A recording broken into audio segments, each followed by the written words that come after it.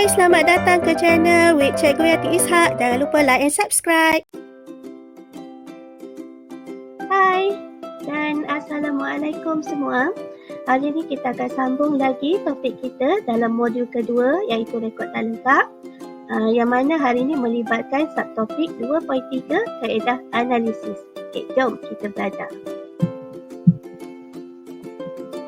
Okey, standard pembelajaran kita pada kali ini melibatkan yang pertama menerangkan kaedah analisis, yang kedua mengklasifikasikan maklumat yang perlu untuk menentukan untung atau rugi perniagaan, yang ketiga menganalisis maklumat buku tunai berkaitan item penyata pendapatan dan penyata kedudukan kewangan, dan yang terakhir mentaksir jumlah jualan dan jumlah belian.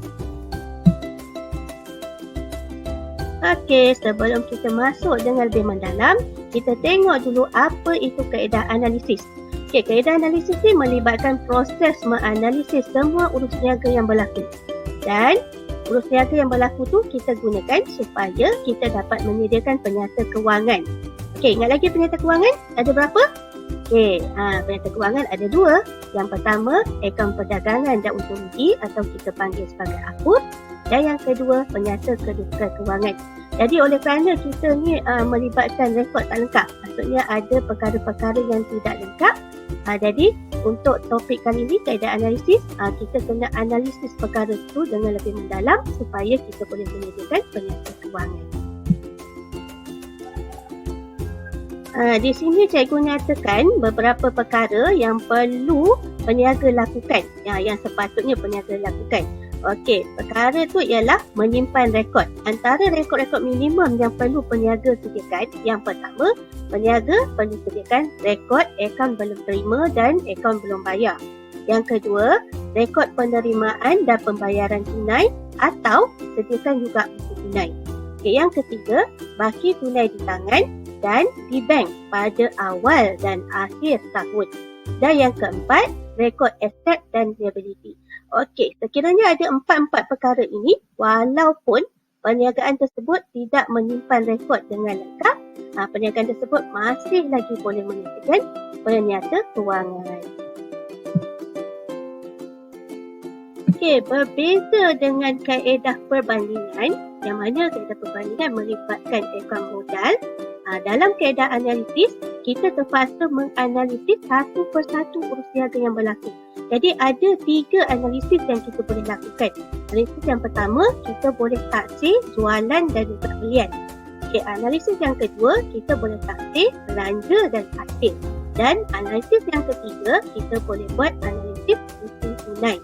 Okey, jadi untuk hari ini ataupun untuk topik kali ini, kita tak akan sentuh ketiga-tiga analisis ni, tapi kita akan sentuh 2 saja, iaitu yang pertama, analisis buku tunai dan mentaksir jualan dan juga belian saja. Untuk mentaksir belanja dan hasil, kita akan tengok pada next session. Okey, macam cikgu cakap tadi, untuk yang sesi pertama ni, kita akan sentuh dulu berkaitan dengan analisis dalam buku tunai. Okey, ingat lagi tak buku tunai?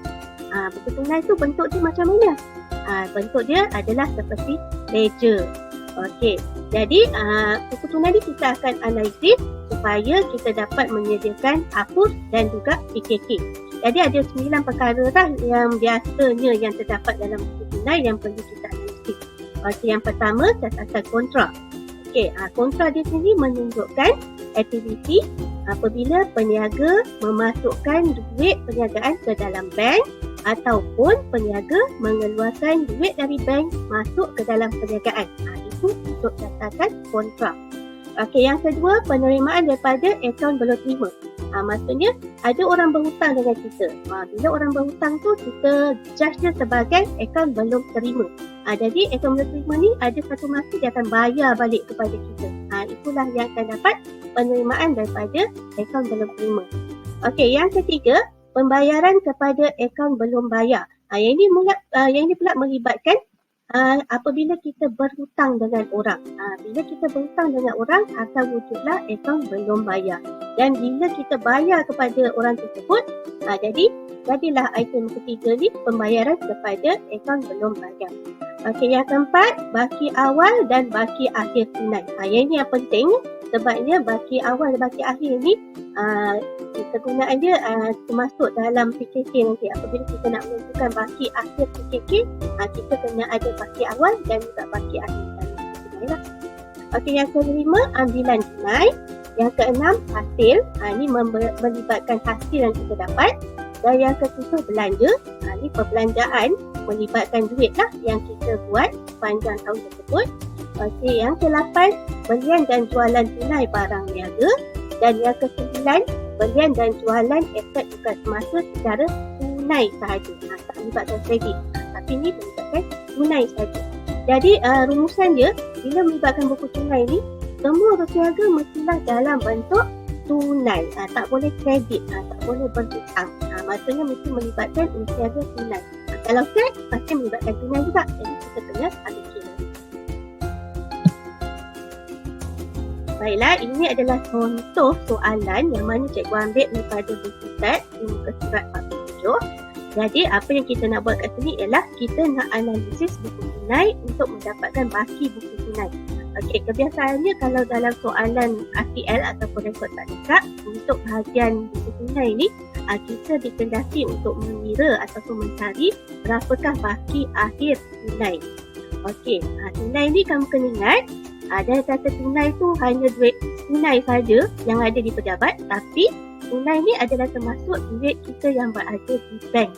Okey, kita tengok pada soalan. Berdasarkan maklumat berikut, hitung baki tunai dan baki bank pada 31 Disember 2017. Okey, bila dia sebut 31 Disember, terus kita kena ingat ini melibatkan baki akhir. Andaikan semua penerimaan daripada akaun belum terima dan pembayaran kepada akaun belum bayar menggunakan cek. Jadi, kat sini dia dah bagi dah tunai di tangan, baki awal ada RM300 tapi baki akhir tanda soal. Tunai di bank, baki awal RM1,500 tapi baki akhir tanda soal. Di sini adalah kerja kita yang kita kena buat. Yang mana kita kena cari berapakah baki akhir tunai di tangan dan berapakah baki akhir tunai di bank. Okey, selain itu dia juga bagi maklumat akaun belum terima, baki awal dan baki akhir. Akaun belum bayar, baki awal dan baki akhir. Okey. Kemudian dia ada juga penerimaan dan pembayaran. Jadi biasanya bila tajuk RTL ni jarang-jaranglah dia keluarkan buku tunai, tapi dia keluarkan bentuk dia ialah dalam bentuk penerimaan dan pembayaran. Jadi kamu jangan pelik pula. Penerimaan dan pembayaran ni sebenarnya sama je dengan buku tunai. Okey, bila kata penerimaan tu maksudnya sesuatu yang kita dapat. Dapat ni hasil. Jadi kita kena rekodkan dia di bahagian debit. Tapi bila dia kata pembayaran ni menunjukkan belanja. Belanja ni kita kena rekodkan di bahagian kredit. Okey, jadi pada soalan ni yang dibuat ialah pengeluaran tunai di bank untuk kegunaan pejabat. Ada RM400. Jadi maksudnya kat ni dia keluarkan duit tunai di bank untuk kegunaan pejabat. Inilah situasi kontra, catatan kontra. Okey, yang kedua, belanja am dibayar tunai. Belanja am ni menunjukkan belanja pejabat dan dia bayar secara tunai sebanyak RM425 dan syarikat ni juga menerima komisen dalam bentuk cek sebanyak RM1,680. Jadi macam mana kita nak dapatkan baki akhir? Tu fikir. Macam mana kita dapat baki akhir? Simple je. Kamu hanya sediakan ledger bentuk T dan masukkan baki awal tunai. Lepas tu kamu masukkan semua penerimaan di bahagian debit dan kemudian kamu masukkan semua bahagian pembayaran. Okey, kalau cikgu cakap je mesti masing-masing blur je kan. Jadi kita tengok macam mana cara nak selesaikan soalan ni. Okey, macam yang cikgu sebut tadi, untuk selesaikan masalah di muka surat 47 tu, kita buka dulu buku tunai. Jadi buku tunai ni dia bentuk ledger. Bentuk ledger. Jadi ledger kan bentuk T kan. Cuma dalam dia ada tarikh, butiran, tunai dan bank. Sama di bahagian debit dan juga bahagian kredit. Jadi perkara apa yang kita kena buat dulu ialah bila buku tunai dia kamu kena ingat dia ledger. Bila ledger kena masukkan baki awal terlebih dahulu. Okey, tadi dalam soalan tu dah dinyatakan baki awal untuk tunai sebanyak RM300 dan baki awal untuk bank sebanyak RM1,500. Jadi dalam update tunai dan bank ni adalah aset kan. Jadi bila baki awal kita kena rekodkan dia di bahagian debit. Jadi kita masukkanlah baki BB dia, tunai dan bank. Okey, selain daripada itu ada juga maklumat lain yang mana dia bagi soalan tadi ada penerimaan dan pembayaran. Jadi kamu kena asingkan penerimaan dan pembayaran yang mana kita dapat, yang mana kita bayar. Okey, yang mana kita dapat ataupun penerimaan kita akan masukkan belah debit. Ada commission. Commission tu dia dapat cat tadi kan, dia dapat cat, jadi dia masukkan belah debit sebanyak 1680 dekat bahagian bank. Okey, selain tu juga dia ada buat pembayaran. Pembayaran dia tu untuk belanjaan. Bila bayar, kamu kena rekodkan di bahagian kredit sebab duit keluar. Jadi rekodkan bahagian kredit dan belanjaan ni dibayar secara tunai. Jadi kita rekodkan dekat bahagian tunai. Okey, jangan lupa tadi ada catatan kontra yang mana dia keluarkan duit nak masukkan dalam perniagaan. Duit tu diambil daripada bank, keluarkan daripada bank, nak masukkan dalam perniagaan. Okey, jadi bila dia keluarkan dari bank, kita kena rekod keluar dulu. Sebab kontra ni dia melibatkan kedua-dua bahagian. Catatan bahagian debit dan catatan bahagian kredit. Jadi bila dia keluarkan duit dekat bank, kita kena keluarkan dulu. Jadi kita rekod dulu belah kredit. Okey, kita keluarkan dulu duit dari bank sebanyak 400 dan masukkan semula duit 400 tu ke dalam perniagaan. Kat mana perniagaan? Jadi dekat bahagian kolom tunai. Ingat, kontra dia mesti melibatkan dua bahagian, debit dan kredit. Okey, dan yang seterusnya ada juga pembayaran daripada akaun belum terima. Jadi kan akaun belum terima ni duit kita dapat kan. Jadi bila dapat, kita akan rekodkan bahagian debit. Masukkan bahagian debit dan ada juga kita buat pembayaran kepada akaun belum bayar. Jadi kita kena rekodkan dia bahagian kredit. Okey, selesai. Lepas selesai, macam biasa, kita kiralah semua bahagian tunai, bahagian debit di bahagian tunai, bahagian debit di bahagian bank, bahagian debit sudah kan, bahagian kredit di bahagian kredit di bahagian tunai dan bahagian kredit di bahagian bank. Okey, kemudian bandingkan. Okey, pembandingan ni untuk menentukan baki akhir bank. Jadi bila dibandingkan dalam soalan ni lah, bila kita bandingkan, tempat yang nilai yang kecil adalah bahagian kredit. Jadi baki HB ataupun baki akhir kita akan letakkan dia di bahagian kredit. Sebab tu kamu tengok kat sini ada baki HB 275 dan ada juga baki HB untuk bank sebanyak 2,300. Dan adakah dah siap? Belum. Bila ada baki HB mesti ada imbangnya dan mesti ada baki BB ni. Sebab tu kat sini ada imbang. Lepas tu dia ada pada tahun 2018 Januari 1 ada pula baki BB, yang mana baki BB ni mesti sama dengan baki HB. Baiklah, seterusnya cikgu sambung lagi bagaimana pula cara nak mentadbir jumlah jualan dan juga jumlah belian. Yang mana jumlah jualan dan jumlah belian ni kita akan gunakan untuk membentuk akun ataupun akaun perdagangan dan untung rugi. Okey, item jualan dan belian melibatkan urus niaga secara tunai dan juga secara kredit. Sebab bila kita berniaga ni, ada masa orang bayar cash dekat kita. Masa kita dapat duit tunai, kita dapat kredit, kita dapat cek. Maksudnya urus niaga tu melibatkan tunai.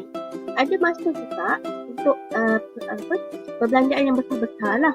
Perbelanjaan yang besar-besar, kita akan buat niaga secara kredit ataupun berhutang. Okey, sebab itulah kalau untuk jualan dan belian ni, ada masa kita boleh jadi jualan tunai dan ada masa kita boleh jadi jualan kredit. Okey, yang kedua, analisis terhadap buku tunai perlu dibuat untuk mendapatkan jualan dan belian secara tunai. Jadi, macam mana kita nak dapatkan jumlah jualan dan jumlah belian tunai ni? Kita boleh tengok dekat buku tunai. Kalau tak ada buku tunai, nak tengok kat mana? Kita boleh tengok dekat penerimaan dan pembayaran. Sebab penerimaan dan pembayaran ini adalah salah satu bidang. Okey, dan yang ketiga, analisis terhadap akaun kawalan dibuat untuk mencari nilai usiara secara kredit.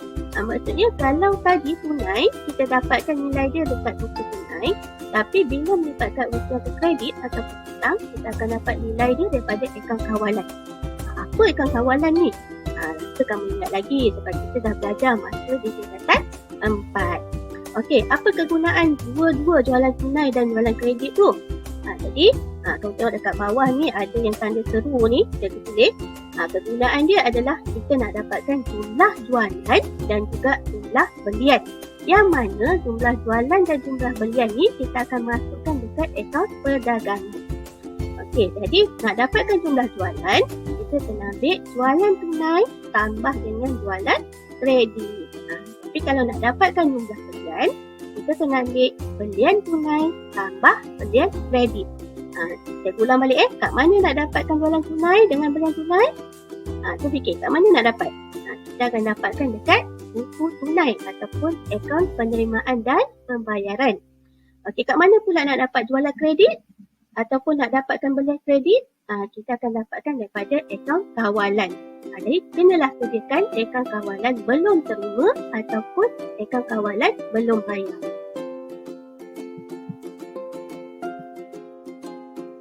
Sama macam buku tunai, akaun kawalan ni juga adalah sejenis ledger.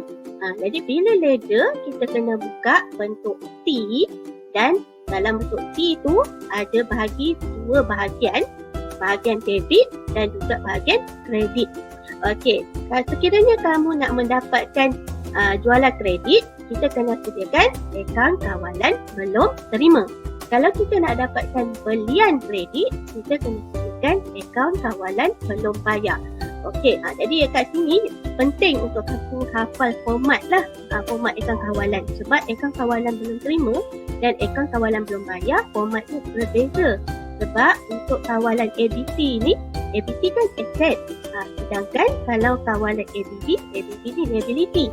Jadi perkara apa yang terdapat dalam kawalan belum terima? Yang pertama, baki awal dan baki akhir. Yang kedua, penerimaan daripada ABC ataupun kita rekodkan dia sebagai bank di bahagian debit. Okey, yang ketiga, pulangan jualan ataupun nama lain dia pulangan masuk. Yang keempat, diskaun diberi. Dan yang terakhir, hutang lapor.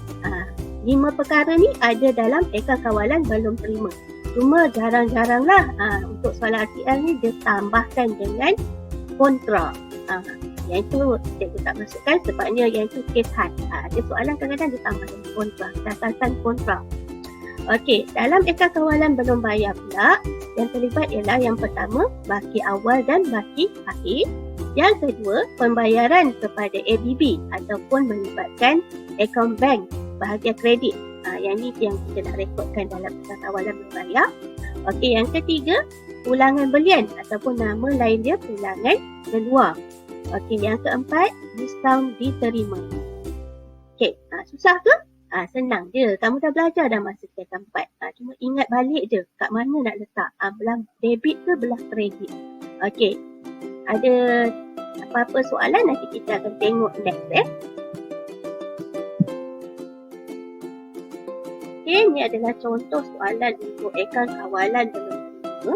Kalau kamu rujuk pada buku teks di muka surat 48, melibatkan Puan Ying Lan. Yang mana Puan Ying Lan ni tidak menyimpan rekod perniagaannya dengan lengkap. Okey, maklumat-maklumat yang ada cuma dia bagi baki akaun belum terima pada 1 Januari 2017. Kenapa cikgu tegaskan 1 Januari? Sebab 1 Januari mesti item ni adalah item untuk baki awal ataupun baki DB. Okey, penerimaan daripada akaun belum terima. Ni maksudnya kita dapat daripada ABC. Ni melibatkan bank. Okey, diskaun diberi. Ni siapa yang bagi?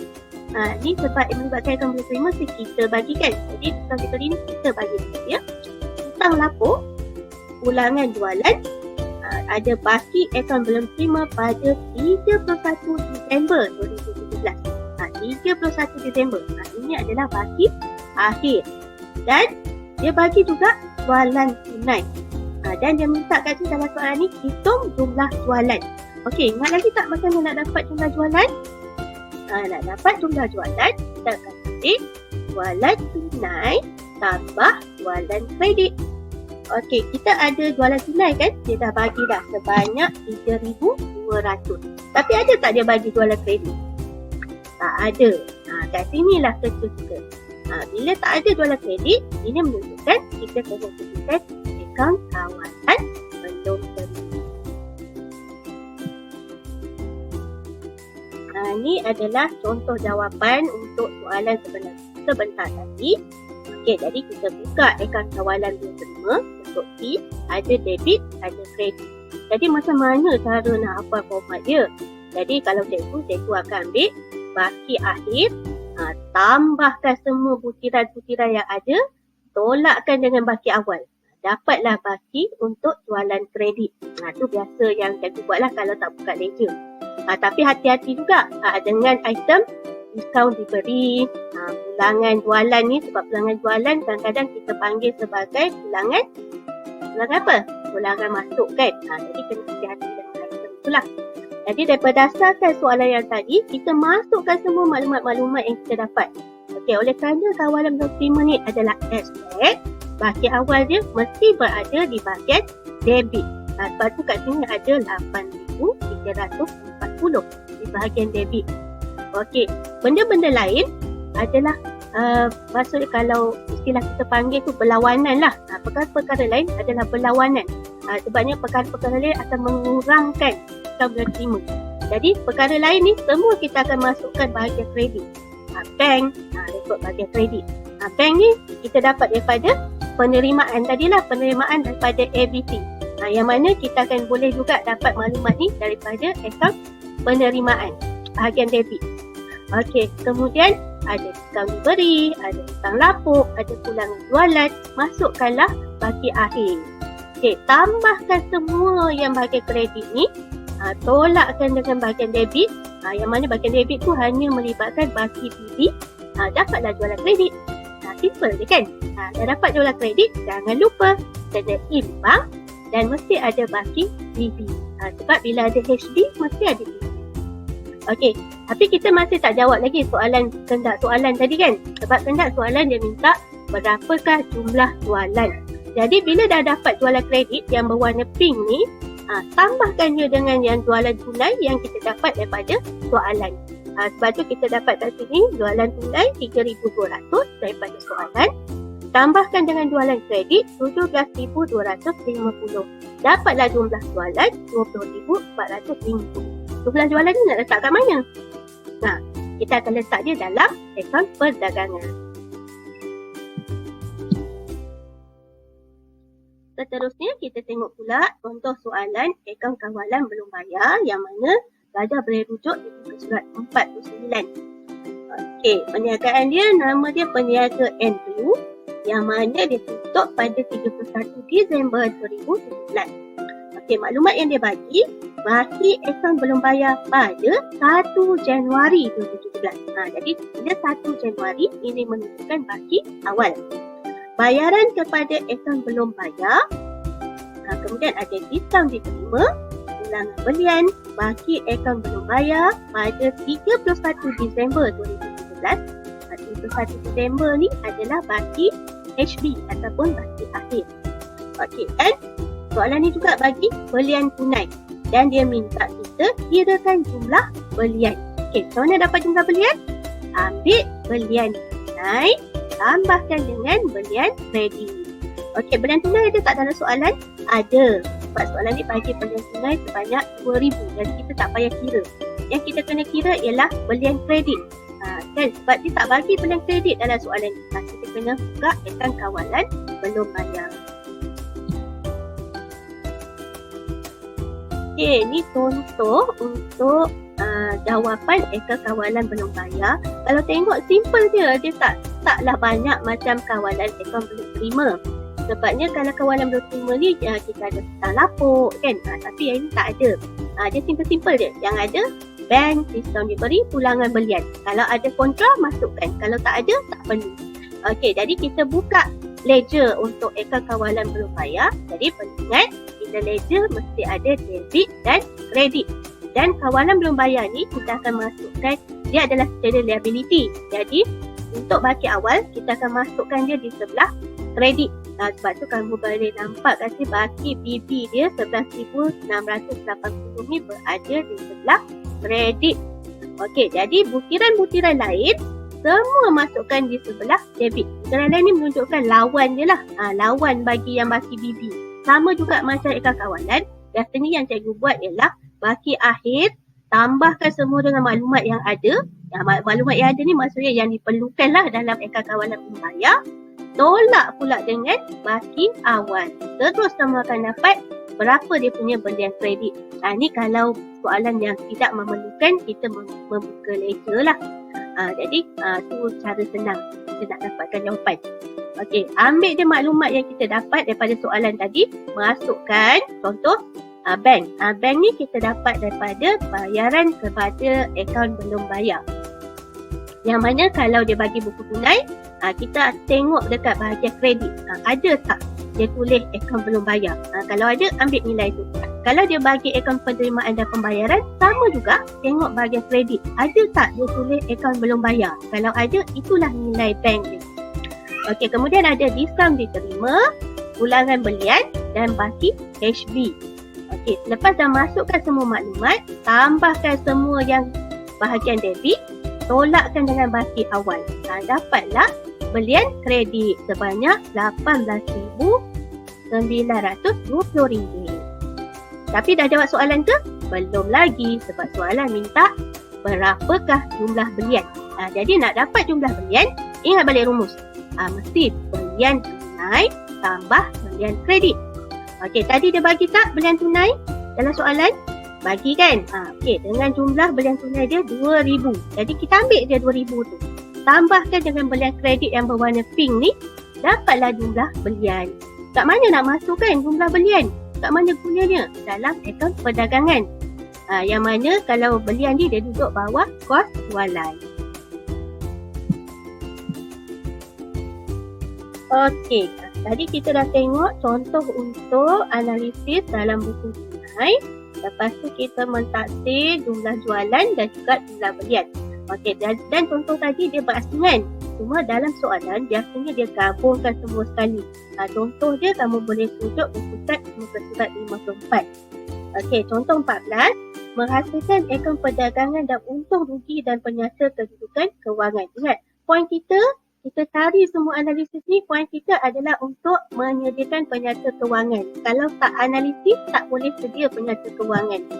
Okey, yang kita belajar untuk analisis hari ni dua. Satu buku tunai, satu lagi jualan dan juga belian.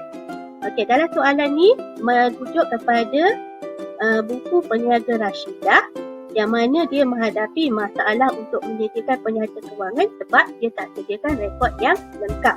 Okey, maklumat yang dia ada ialah buku tunai. Okey, dan dalam buku tunai ni perlu tak kita nak analisis buku tunai? Perlu tak? Tak perlu sebenarnya, sebabnya dia dah bagi awal dia 18,340 dan dia dah bagi juga baki akhir 29,500. Jadi untuk soalan ni kita tak perlu buat analisis buku tunai. Kita hanya ambil dia baki akhir yang 29,500 tu, pindahkan dekat penyata kedudukan kewangan bawah aset masa. Okey, kemudian dalam soalan ni juga dia bagi maklumat tambahan. Ada baki-baki akaun yang lain, contoh seperti baki inventory di awal tahun dan juga akhir tahun. Macam ni kita nak tahu awal dan akhir? Tengok pada bulannya. Contoh dalam soalan ni inventory untuk awal tahun dia start dengan 1 Januari 2017. Jadi 1 Januari ni adalah inventory awal. Dan untuk yang satu lagi 31 Disember 2017. Yang ini menunjukkan inventory akhir. Jadi kita tengok pada tarikh. Yang mana satu tarikh awal tahun, yang mana satu tarikh hujung tahun. Okey, kemudian dia bagi juga baki untuk akaun belum terima, baki awal dan baki akhir, akaun belum bayar, baki awal dan baki akhir, perabot, insurans prabayar, sewa diterima belum terperoleh, gaji belum bayar, diskaun diberi, diskaun diterima, ulangan jualan, ulangan belian, kenderaan dituntut nilai. Jadi untuk kali ni cikgu tak sentuh semua sekali ni. Cikgu hanya nak sentuh berkaitan dengan jualan dan belian sahaja. Okey, jadi kalau melibatkan jualan dan belian, sebab tu cikgu cut kat sini, cikgu ambil yang bahagian anda dikendaki menghitung jumlah jualan dan jumlah belian. Jadi macam ni kita nak buat? Susah ke? Tak susah. Sama macam kita belajar tadi. Ingat balik yang cikgu ajar tadi. Okey, kita tengok macam mana contoh jawapan ya. Okey, ni contoh jawapan yang mana kamu boleh tengok di muka surat 55. Okey, kita sediakan akaun kawalan belum terima untuk dapat jualan kredit dan kita sediakan juga akaun kawalan belum bayar untuk dapatkan belian kredit. Okey, macam mana nak sediakan? Sama macam tadi, ambil je semua daripada soalan. Contoh kat sini, untuk kawalan belum terima, baki BB. Okey, baki BB tadi, kalau kamu ada buku teks, boleh rujuk ke surat 55. Baki BB kita dapat daripada maklumat tambahan. Dia dah bagi dah. Baki awal untuk akaun belum terima 7690. Jadi masukkan bahagian debit sebab ABC ni adalah aset. Okey, kemudian check pula dekat buku tunai. Ada tak kita membuat bayaran, ada tak orang membuat bayaran kepada kita? Ada tak orang membuat bayaran kepada kita? Check kat buku tunai. Kalau orang buat bayaran kepada kita, jadi kita kena tengok bahagian debit.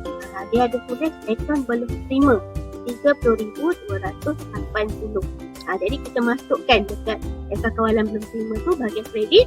Sebab dia mesti berdiri kan. Kalau tadi buku tunai debit, mesti kawalan dia duduk belah kredit. Okey, jadi masukkan belah kredit bank 30,280. Okey, kemudian masukkan pula diskaun diberi. Mana dapat? Daripada maklumat tambahan. Masukkan pula pulangan jualan. Pun sama, ambil daripada maklumat tambahan. Jadi itu dia yang melibatkan akaun kawalan. Sebab dia tak ada bagi maklumat berkaitan tentang lampu ke, tak ada pula dia bagi maklumat berkaitan dengan catatan kontrak. Jadi bila kita dah masukkan semua, sama macam tadi, ambil baki akhir, tambahkan dengan semua, tolakkan dengan baki awal, dapatlah jumlah belian. Dapatlah jumlah jualan. Okey, jadi jumlah jualan dia 33,690. Jadi bila dah ada HB, mesti ada BB dan mesti ada imbang. Dah siap untuk akaun kawalan belum terima. Untuk akaun kawalan belum bayar pula, sama macam akaun kawalan belum terima, baki awal kita ambil daripada soalan di maklumat tambahan yang mana ada baki awal dia 11,720. Jadi kita rekodkan baki awal ni di bahagian kredit. Kenapa kredit? Sebab akaun belum bayar ni adalah liability. Jadi kena letak bahagian kredit. Okey, kemudian masukkan maklumat-maklumat lain. Maklumat lain ni ialah yang pertama, ada tak kita bayar hutang? Check, ada tak kita bayar hutang? Macam mana nak check kita bayar hutang? Ikut dekat bahagian buku tunai di sebelah kredit.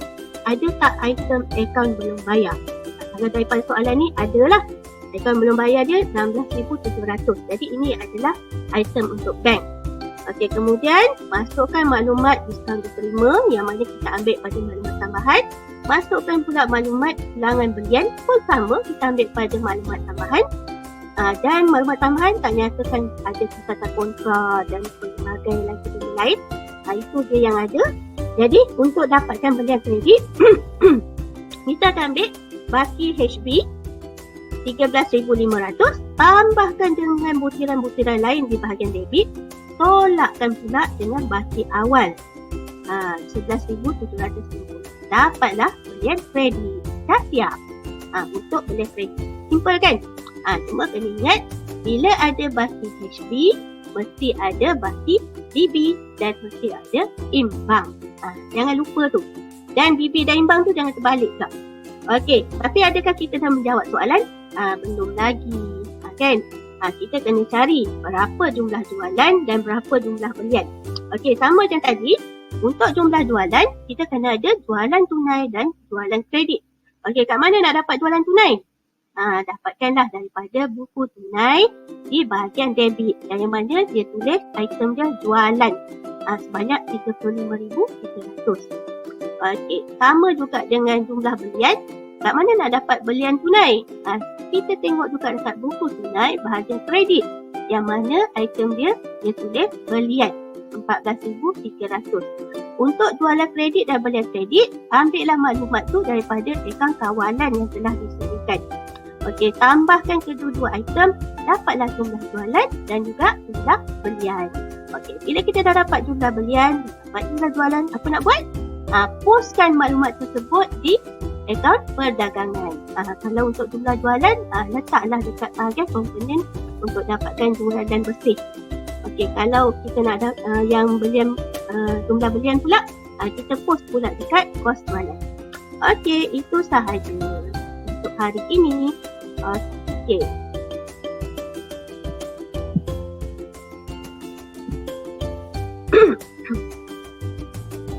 Sekian. Terima kasih. Jumpa lagi. Kalau ada apa-apa masalah, boleh rujuk dengan guru masing-masing. Kalau dengan pelajar cikgu, boleh rujuk dengan cikgu. Hingga berjumpa lagi. Jangan lupa like dan subscribe. Okay, terima kasih. Bye. Assalamualaikum.